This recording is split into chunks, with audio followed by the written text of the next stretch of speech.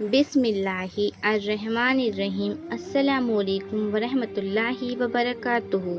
جسم کو طاقت دینے والی چیزیں: 1. کالے چنے کھانا، 2. دہی کا استعمال کرنا، 3. پالک کا استعمال کرنا، 4. موسم کا پھل کھانا، 5. آڑو کا استعمال کرنا، 6. دودھ کے ساتھ بادام کا استعمال کرنا، 7. بھنے ہوئے چنے کھانا، 8. پانی کا استعمال زیادہ سے زیادہ کرنا، 9.